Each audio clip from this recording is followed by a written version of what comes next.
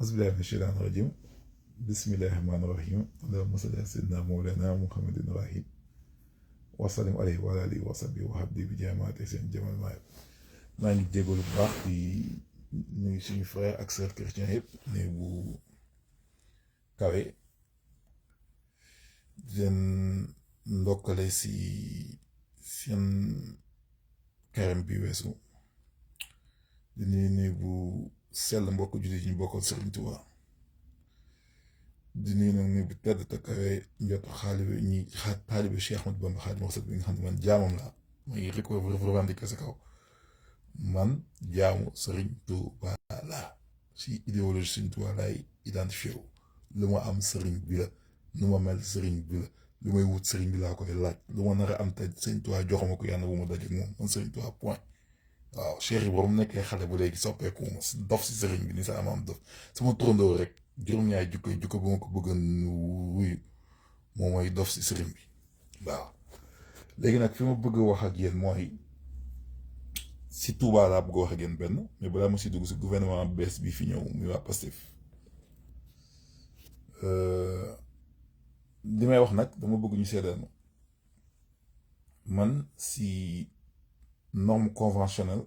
ak norme noblesse si guerre laay doxi nit waaye ngeen baal ma xool suma internet bi tout rek benn kii ok parce que hôtel bi moo nekk parfois chambre yi ñuy connecté dafa bëri surtout le week-end donc si norme conventionnelle lay guerre ak nit si loolu lay ànd ak nit di xeex ak nit ce que je veux dire par là mooy su fi bi fi Abdoulaye Wade toogee 2006 saa si nit ñi dañoo tàmbale Abdoulaye Wade paa bi tukki Touba xaw ma lan ak am na leen lu ko doon waxee Karim Wade mii ma doon xeexal te gëm ko ni moom man samay conviction ak li may projeté si leader politique Karim la te moom lay ñaan suñu borom lu mu yàgg-yàgg mu dénk ko réew mi su fi toogoon léegi dinaa bëgg ñu seetaan ko xool lu mu mën ba wane ko donc politique gu naafeq politique politicienne bi APR di politique ak ñenn nañu roy si waa PDS ni ñu toogee nii toog di seetaan bàyyi gaa ñi jëf may leen le chemin libre pour ñu travailler il faut qu'on les laisse le chemin libre pour ñu travailler pour que ëllëg benn excuse false statement yoo xam ne dañ naan dañoo gàllankoor bàyyi ñu liggéey du jóge si ñoom kon li may wax Sénégal yi il faut pas ñu dugg si politique politicienne le temps n'est pas di wax dem liggéey la na nit ñi dem liggéey nañu dem sur le terrain liggéey dafa am ay priorités yi ñëw nekk suñu kanam fi ñu toll nii muy nawet bi muy inflation bi muy le coût des denrées muy pouvoir d'achat sénégalais yi loolu su fi Karim nekkoon Karim kese mënu ko daaneel ñi fi nekk je ne les défends pas man je suis anti Pastef et je réitère Pastef je suis allergique à Pastef je le réitère anti Pastef 100%. Tu comprends? Dans leur idéologie, sur leur manipulation, sur leur mensonge et sur leur médiocrité. Mais je veux dire que sincérité loo bëggul ñu def la ko bu ko def nit mooy mag mu ñoom bu ñu saraxee Karim Wade di ko seetaan bi ñu demee ba 2021 ñu song leen dañoo jug défendre leen pour des causes civiques et de liberté démocratique je ne les défends pas dama ni ñi waa PDS def déggoo leen ñu attaqué dégg leen ñu def dara ne sénégalais yi ba ñu dugg si jeu wu ñi fi Macky Sall ba c'est des imbéciles losers APR ici ñoo nekk di yàq jax si réew mi nañu ba wax ji ak plateau yi y a trop de plateau y a trop de wax ak bala bale nañu dem liggéey dëkk bi ay liggéeykat la laaj nañ dem liggéey yàlla su ñëwoon yenent bi ñëw 124 000 yëpp yenent yëpp ñëw ñu yàlla jël si coobaram ak jëm daf ko si benn jëmm ne ko jiital réew mi suñu liggéeyul duñu dem Serigne Touba bi mu fi ñëwee su amul ay liggéeykat yu ko topp ko yoon murid bu du egg fii nañ dem liggéey te bàyyi wax ji nañ dem liggéey ji politique du toute la vie n'est pas politique ñu lu defar lépp politique dëkk bi ma nekk politique nit ñi ñu néew Ottawa la yam politique Ottawa la yam si biir liggéeykaay soo foofee politique nit ñi day jug dem la fii politique kenn du ko fi wax si suñuy bureau yi politique bokkul si politique si nit ñi dañ ko allergique nan dem liggéey politique defarul àdduna liggéey mooy defar àdduna àll baa ngi fi ne gàññit nee na Macky Sall moo doon joxe suuf yi dem na suuf yi doon joxe nañ ko jox Sénégal yi ñu liggéey si te Sénégal yi nañ génn taaxi ak Dakar ak Touba ak dëkk yi neex li sëñ Sidi Mokhtar al waxoon Sidi al Mokhtar mooy sëñ Sidi Mokhtar la mu waxoon nañ dugg àll bi dem suñu suufi maam yi liggéey gi nañu dem liggéey bàyyi tappale gi nañ ko ban nañ dem liggéey gi politique bi na dàq ak manipulation bi Pastef seen manipulation ak nekk si internet bi di jéem a peindre Macky Sall surtout commençant Sonko Macky Sall mii mënoo ko fi tam dëmm ba 80 nit dee nga bëgg tey ñu bëgg ko fi tàgg di ko fi wax di ko fi waxal solitude du pouvoir yow yaay bàyyi Sonko yow yaay le principal handicap pour Diomaye c'est toi le danger parce qu'il faut que tu te tais nga bàyyi wax ji ak conférence de presse dem liggéeyi Sonko arrête de parler dama liggéey ji parce que le plus ngay wax il faut savoir politique publique da nga koy xam acceptabilité sociale li gën a jafe am nga ko mooy jeunes yi nangul nan la dëkk bi nangul nan la nit ñi ban yàlla def na tawfeex mbir mi ngeen for da ngeen ko for parce que Karim su bokkoon li nga ne la ni deuxième tour su Amadou Ba du dem ñu nag yéenay dem te su boobaa opposition dañuy topp si ginnaaw PDS kon comme que da ngeen for mbir mi ngeen dal si yàlla moo ko décidé ngeen jël nguur gi da ngeen ni fu wax am fu jëf am wax fa am place da ngay bàyyi wax ju bëri ji ak foo ma gis gouvernement duñ la gisati nga dem liggéey ji li nga doon wax nga xam ne fi mu toll nii mënoo théoriser nit ñi ba nit ñi gëmloo nit ñi yow Sonko mënoo théoriser nit ñi ba gëmloo nit ñi ni que àdduna bi dafa nekk en conjoncture sociale crise économique dafa am yooyu ngay wax yëpp soo ko waxee ñu la dàq jàng ëpp la xam-xam bëri la dugg moo fi nekk nan lay teggil say wax am nga gouvernement boo xam ne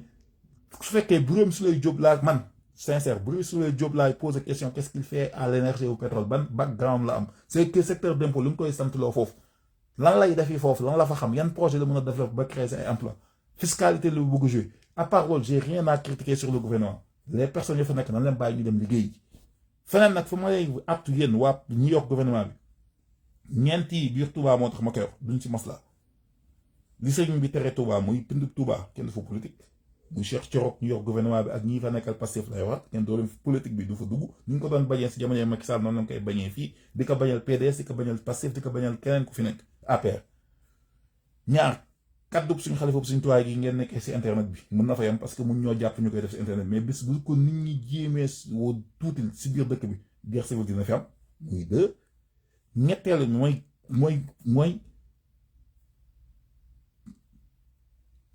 la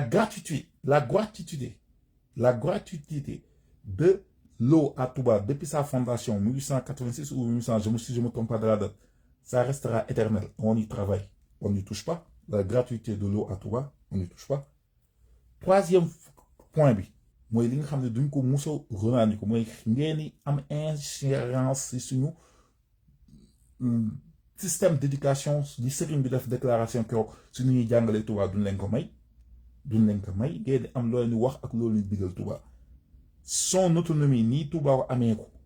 loolu on l'a préservé depuis bu Touba bi amee espace sa dugguñ woon Touba Cheikh Bass mi fi njëkk a dugal moom Cheikh Bass Abdou Khadre mi fi njëkk a dugal ak ay équipe am si 2017 ak Cheikh Abdou Khadre Gaïndé Fatma ay chars de combat on l'a fustigé kon nga xam ne lii ñu waxuñu tax ñu wax Macky Sall dañ ko doon wax si jamono Macky Sall gérer la demande sociale et les challenges économiques et ne vous mêlez pas des affaires confrériques c'est un conseil que je donne à Diomaye pas Sonko parce que Sonko moom du ma wax ay waxam man dama ko tegee yàq bu nëpp noonu laa teg ba léegi donc Touba moom on réitère li sëriñ bi wax guerre civile mun na am Sénégal si benn grain de sel seen gouvernement mun na tomber si benn grain de sel ngeen jëmale ko si Touba si li fi sëriñ Touba wax ma nag leen bëgg a liggéeyante nag si mara bu lekkoon ay commission si hôpital Touba bi si sàcc gi si lobbying politique bi loolu leen fa def sëriñ Touba ngeen ko defal dugg leen raxas nday dëkk ba mu set wicc si tappale yooyu loolu dañ leen siy jàppale mais dugg si leneen loo xam ne noonu sëriñ bi la mooy kanop yoon bi ngeen koy sanco duñ ko may te Moustapha Guirassy ngi seen biir Abdourahmane Diouf ngi seen biir ay murid lañu nan dee leen wax ak ñoom si yoon bi di bañ am na yenn mbaara mbàkke ñoom ay suq lañu ñu ngi biir Pastef mais ay suq lañu ñooñu moom amuñu jànguñu xam-xam amuñu xam-xam nekk fa pour seen lobbyiste ñii xeex ñi fi nekkoon APR ñoom yam rek c'est des lobbyistes ñoom c'est des courtiers politiques ñoom du ma wax ñoom soo amee conseil dem na xool Moustapha Guirassy murid c'est-à-dire la xam naa ko mbokk taalibe la bañ 96 wala nga gis Abdourahmane Diouf ñooñu moom mën nañu conseiller Diomaye ak yéen noonu war a doxee Touba mais mara yi kiliku mara yi raxas leen ñoom ñëpp teg leen fële Sëñ Muntaxa ni mu tegal ngeen ñu topp ko si ne ko jàkk di ko xool te ñaanal ko fu mu yàgg ko fi njàngale Touba bëggul ko si dugg politique bëggu ko Touba gratuité ndox mi kenn du ko laal titre foncier moom wax yooyu moom du ma si ko si dugal parce que yooyu rëy moom loolu lu yàlla fal la ba noppi yàllaa koy gàttul boppam ak murit est-ce que nga fa bëggoo la gouvernance dans la cité soo leen siy jàpp loolu ñu si mën jàppale pour sécurité bi ak corruption bi ak lobby yi ñu arrêté ko biir Touba ndax lu Serigne Touba ñaanal boppam la boppam si lu mën la faussé liggéey jot na nit ñi dem liggéeyi nañu bàyyi tappale bi màggal gaa ngi ñëw ñu waajal màggal gi bañ a def politique suñu métier bañ a def politique suñu liggéey ba prochaine échéance muy législatif yi ngeen demaat politique prochaine échéance muy municipalité yi ngeen demaat politique su fekkee présidentielle dafay amaat 2029 ñu ko fekkee jàmm te ànd ak ñu dem defi waat ko mais li fi am solo te mu leer nit ñi mooy wax dafa defarul réew conférence de presse dafa defarul réew toog di plateau yi dafa defarul réew plateau yi si boppam nañ ko réguler wax yi dafa bëri si plateau yi journaliste yi mooy métier bi gën a yées si àdduna ndaxte wax képp la ñu amal société bi surtout journaliste sénégalais duñ def investigation duñ wax dëgg dañu ruubalee di fen di ku leen jox xaalis ger leen jub leen te def xam ne liggéey mu alxidmatisme bi Serigne Touba wane c'est ça la voie du salut tubaab yi li ñu rawee mooy liggéey soo koy def dafa am ay principe ak ay valeur ak bravoure bu ñu def si yoo xam ne tappale doo ko def parce que da ngay moom sa bopp da ngay mënal sa bopp te kenn ku la warul yab doole yab samay waxi démb li yàgg naa ko wax nañu dem liggéey mooy gàllaaj mooy le travail est le meilleur rempart contre toutes les formes de vice contre l'oisiveté et la mère de toutes les vices nañu liggéey yi nañu dem liggéey bàyyi bluff yi bàyyi comédie bi bàyyi tappale yi nekkee si plateau yi ak si wax politique defarul réew wax ji dafa bëri wax commenter politique divers nañu dem liggéey na réew mi dem liggéey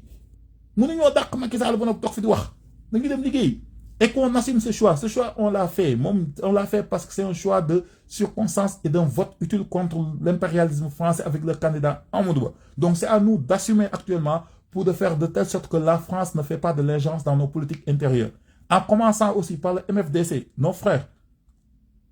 il ne faut pas être utopique vous l'avez dit vous avez fait une lutte pendant 40 ans et pendant 40 ans vous n'avez pas eu guerre de cause. Donc, ne laissez pas la France vous utiliser comme un arme contre vos propres frères et votre propre nation. La Casamance fait partie intégrante du Sénégal. C'est des conditions non discutables et non négociables. Vous pouvez venir sur la table de négociation pour des raisons économiques et pour des raisons d'intégration politique du MFDC. Pour que vous soyez des joueurs incontournables de l'échiquier politique et du développement économique de la Casamance. Mais il est impensable qu'on discute ou qu'on négocie sur l'intégrité territoriale du Sénégal. Ça ne se passera pas. Qu'il y ait Sonko, qu'il y ait 1000 ministres de Casamance, le Sénégal restera unique et ses frontières seront défendues. Et toute personne qui essaie d'atteindre à la sécurité intérieure et à la stabilité du pays, on le descendra, on va le tuer. Il faut faire comme la FBI, comme la CIA, les services de renseignement. Il faut faire comme, c'est ce que je conseille aux généraux, à Jean-Baptiste, le ministre de l'Intérieur et aux autres, le ministre des Forces armées. Toute personne qui essaie de faire atteinte à la sécurité intérieure et à la stabilité du pays, vous le descendez comme à toi. Le meilleur baïval, il faut dire, saaga yi moom jeex na ko Macky Sall yéefeex ba saagalu woon yonent bi dem na saaga yi moom dañuy bàyyi mu jàll rek léegi moom yoon naan Macky Sall sàng mi fi na la may saaga ndeyam parce que li fi bon moo dem fa sa France fekk ay góor jigéen mu saagalu Rasulullah sallam li may santé Serigne Touba nag doo ko sant 2014 bu muy jug di wax nii di xeex Mara Mbàkke yi Touba nekkee fa seen lobby politique yi ak seen tappale yi ñëpp mu doon saaga da ngaa reexu da ngaa ñàkk teggin surtout Serigne Touba yi waa léegi Mbàkke yooyu àndoon ak Macky Sall ana Macky Sall mu ngeen gën a di wax waxi Macky Sall est-ce que Mara Mbàkke yi mu doon xeex ñu àndoon ak Macky Sall ak Cheikh Abdou Fall Mbow maa ngi ñëw yow moom c'est bon nga dem si sëriñ si yëngal say xonjam ne maam Cheikh bu mu teg tànkam Sénégal yow suñu dossier xoolal ça sera médiatisé boobu day neex ak Cheikh Fall yow moom sa dossier day neex léegi Mara yi ma doon xeex Mbàkke Touba sëñ si dama taa toog ñu ngi politiquel Macky Sall si référendum bi ak 2014 li ñu doon def ndox Touba bi di topp di cappil Macky Sall doon ay suq jaay seen daraja sëtub Serigne Touba jëndee ko jaamu Macky Sall dem na ndax mën ngeen fi génn di wax Macky Sall man ñii Cheikh Iba la ma doon wax ndax maa ngi koy waxat Serigne Touba point fi ma nekkoon juguma fi fa laa tàmbalee fa laay nekk te fa laay deewee muy Serigne bi képp buñ si yokk buñ si wàññi moo fi nekk mooy joxe mooy dénkaane mooy jaxal lu fi am moom la ziwaamul waa racine si loxom la malakani dunya waxaa sax si loxom la yokkuwudu li kun fekkoon xaaji si loxom la Serigne bi fi nekk Serigne Touba la point xidmatisme le xadimisme xadimique la solution xadimique et on si règne bi lañ xamee ne si lii dafa jomaay tàmbale si la ñu xamee ne la solution xadim réew mi du dem suñu joxul sëriñ bi gëdëm kennal ko ba kepp seerafal lu fi jàkk sëriñ bi la sëriñ Tuubaa la ngeen leer leen ni fii ngeen toog su waa Tuubaa voté woon doo leen dem fenn te Tuubaa seen vote yëpp parce que bastion PDS la Abdoulaye Wade joxe ndigal la ak bañ Macky Sall li mu def tàmbalee ko seen Cheikh Jëmu Fall def ko Cheikh Béthio ñoo def ko si jumaa Tuubaa gi tàmbale di défier Mouridi jël milliard Cheikh Moustapha Yacine jël Cheikh Amar jël milliardaire Mouridi di gox seen tànk benn ne benn milliardaire Mouridi du taxaw man li ma def maa ngi prêt une série de documentaire si man sama jëmm ji fi ma jaar ak Macky Sall samay suuf yu mu nangu préfet yu mu jël teg ko sama kaw recherche yu muy def si man bés bu ngeen xamee fi ma jaar ak Macky Sall li ma noppi 12 ans yi di ngeen ñëw ñëpp baalu ma ak li ma faal yow góor nga yàlla nga Macky Sall fi mu jaar ak man soo nga xamee porte ndeyam plainte laa def soo ko baal ak bañ ko baal téegal ndeyam si kaso bi lañu war a def ngeen jéggal ma ba saaga yi jeexagul si ko si moom si wetam Macky Sall si weeru koor bi jël ko rokkos ko si kaso bi ak lu mu àndal dossier yii di ñëw nag dama bëgg yii may wax si vidéo bi politique bi na nga ko teg fële mais Sonko tu dois avoir une obligation muy njëkk Karim Wade il demande une révision de son procès on veut une révision de son procès et l'implication de toute la justice sénégalaise et de Mimi Touré li ñu def si procès Karim Wade mais yow je te demande Karim Sonko tu es premier ministre la justice et les magistrats bu équitable nga bëgg ngeen da ngeen ko fi teg je te demande une révision de son procès avec Adji Sarr il faut qu'on révise ce procès suñu wanee ni tey innocent moi je me porterai maa ngi def vidéo ñëw maa ngi lay bind lettre man baalu la na la jéggal une révision de ton procès lañ bëgg nga war dañu sa innocence par rapport ak Adji Sarr et j'y tiens beaucoup da nga doon wax ni doo wuy ji justice léegi justice baa ngi say suufu tànk boofu da ngay dem wuy ji pour sa révision de ton procès ni ko Karim Wade di ko demander je veux que Mansour Faye li ngeen ko doon tuumaal si ko fond Covid yi ñu génn ñu ko ñu teg si bët je veux que leneen li leer bi mooy Aliou Sall li ngeen ko nekk suñu 400000 man sama 400000 maa ngi koy soog a laatee Aliou Sall sama 400000 dafa ma koy jox di ngeen ko génne di ngeen woon 6 milliards fu mu jaar ndaxte yaa leen ko waxoon il faut pas qu'on fasse la politique il faut que tey dëgg dafa war a taxaw leer fen gi dafa war a ñu xam ñu fu ndax dëgg lañ doon wax lu dëgg nit ñi ñu gindi leen leeral leen xel local Afrique 300 milliards yi ñu waxoon Aly Ngouille Ndiaye dama bëgg ñu génneel ñu ko ñu xool ñu xam loolu xaalis boobu fu mu jaar Assel All Mita ñu xool suñu contrat yi ñu ngi def ba atténuer suñu 2800 milliards yooyu fu mu jaar beneen li gën a graaw li ñu war a am moom mooy Daouda Diallo ak Aly Ngouille Ndiaye tous les Sénégalais qui sont victimes de la comment ça s'appelle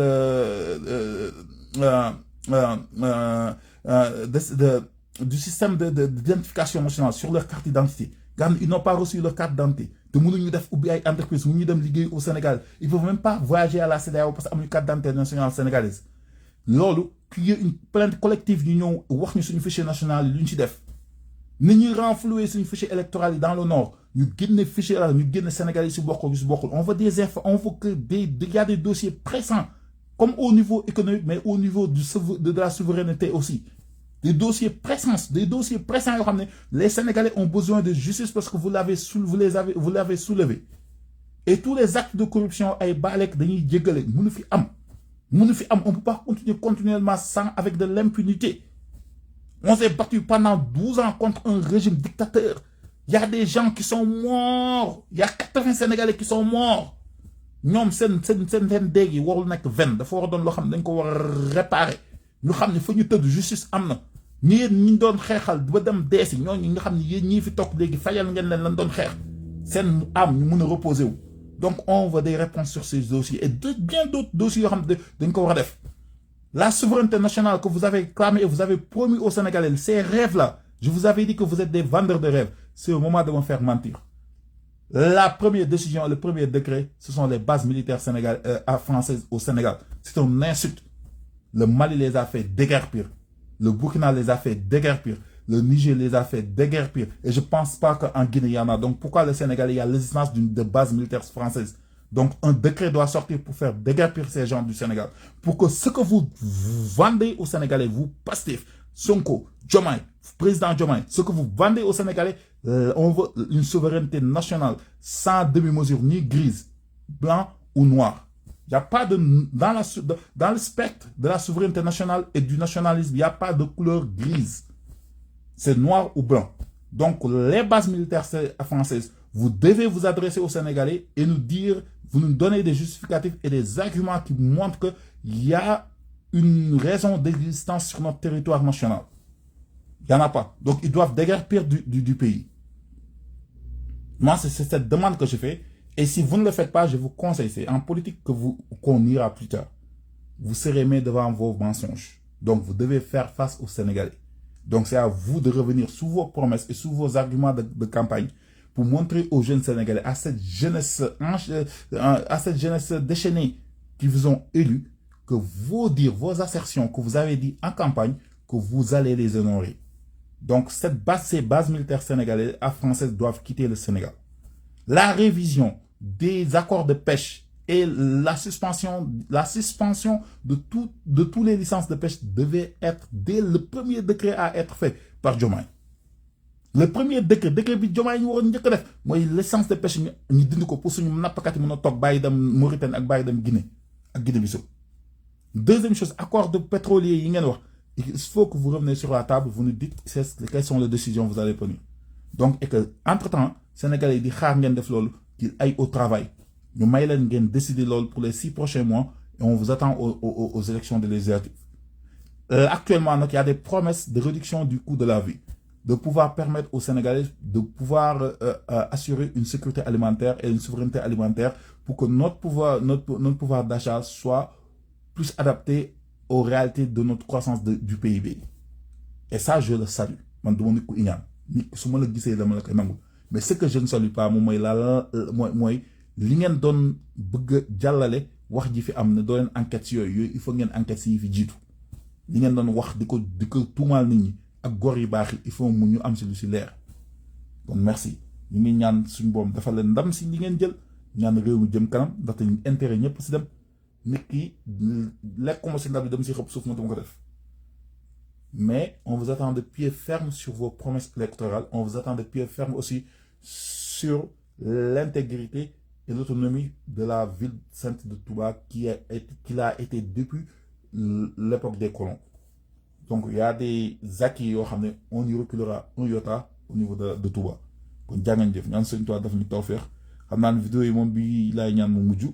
parce que ñaanuma yàlla dama defaat vidéo su lu dul li koy mën a may moo ñuy def lu dul yoon loo xam ne jëm na si askan wi wala jëm Touba. Kon damay ñaan vidéo bi mujj ba nga xam du ma am lu yoon rek kay am Sénégal ba duñ jotu temps def vidéo si liggéey bi rek la ñuy nekk waaw naa yal nañ suñ Touba tam nangul suñ taalibi yal nañ suñ Touba def alalam yal nañ suñ Touba li suñ Saalu daan wax def ay liggéeykatam tànn ñu liggéeyal ko si bàkkeb Cheikh Rafa nañu ñaan suñ Touba nañu teel boppam nañ suñ naan suñ Touba nañ def jaamam nañ naan suñ Touba def alalam suñu noy suñu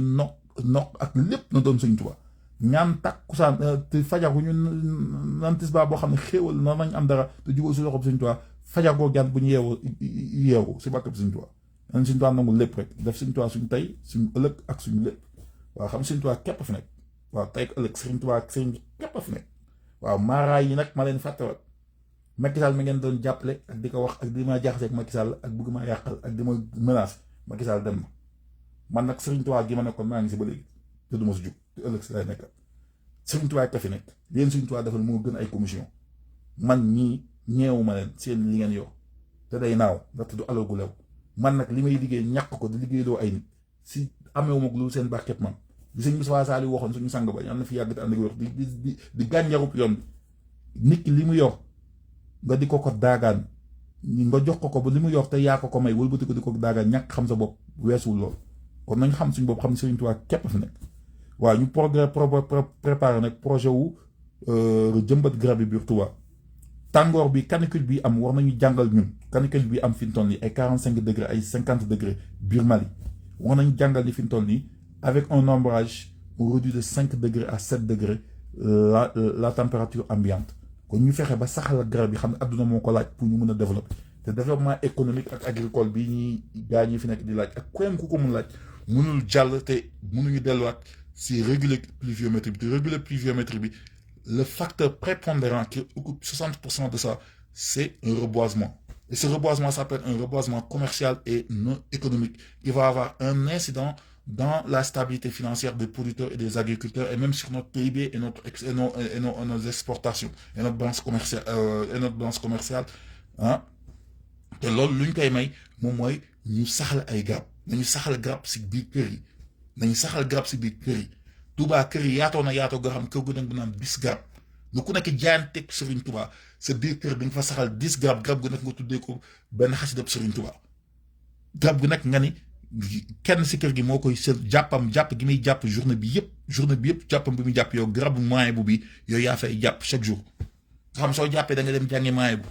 kii di jàng jës bu xulóob mu ni garabu jës bu xulóob bi man maa fay jàpp chaque jour su ma jàppee damay dem jàng jës bu xulóob su juróomi julli yi ngay julli ak seen jàng xasida yi sa jàpp yi toj soo ko fay jàppee rek garab gi day dund une économie d'échelle boo xam ne avec reboisement commercial bi on peut mën a assurer on peut assurer avec ce reboisement commercial on peut assurer la gratuité de l'eau à Touba avec ce reboisement commercial on peut assurer la gratuité de l'eau à Touba donc nañu saxal di garab si biir kër Touba gu nekk et ce programme on y va avec nos propres fonds on n'attend rien on veut rien faire avec ce gouvernement on n'attend aucun développement aucune coopération avec ce gouvernement on les laisse faire leurs affaires ñun dien def suñu alal ni ñu ko fi defoon avant ñuy ñëw daaw ni ma ko defoon ñu ko def si 10 prochaines années sama alal bopp ak entreprise ñu yor ba def ko biir Touba si bàkkeb Serigne Touba mais nag si ndimbalëb dooleeb Serigne Touba ak kattanam Serigne Touba jàngajëf ak taalibe yi si def seen dërëm bàkkeb Cheikh Fall jàngajëf